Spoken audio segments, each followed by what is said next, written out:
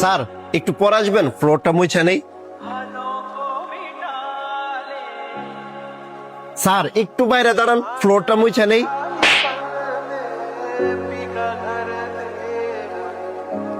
বেয়াদব, তোর কত বড় সাহস! তুই সামান্য একটা ওয়েটার হইয়া আমার একটু বাইরে দাঁড়ায় থাকতাম? আমার সময়ের কি দাম নাই রে? সরাই না।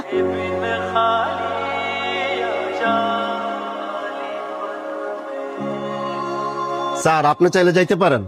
না সমস্যা নাই, তুমি আগে এখানে মুছে নাও। আচ্ছা ঠিক আছে স্যার।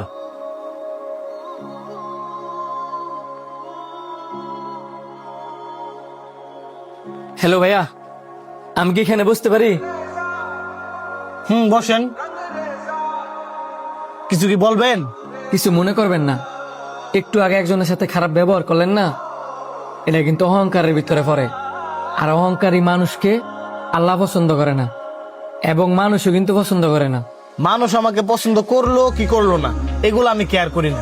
নিজের টাকায় খাই, নিজের টাকায় চলি। আর কিছু বলবেন? দেখেন, আপনি যদি কারো মনে কষ্ট দেন, সেই কষ্ট কিন্তু আপনারও ভোগ করতে হইব। ওই লোকটা হয়তো বা আপনার অভিশাপ না দিতে পারে, কিন্তু লোকটার ভিতরে কিন্তু একটা রূহ আছে।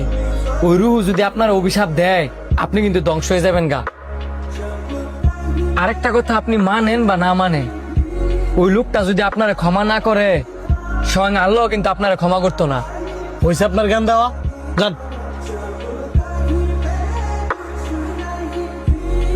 দেখ, লোকটা যা কইছে ভালোই কইছে।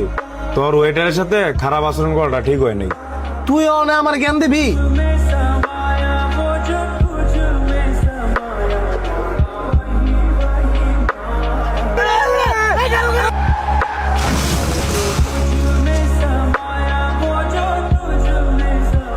মিয়া একটু লেগে পাচ্ছেন?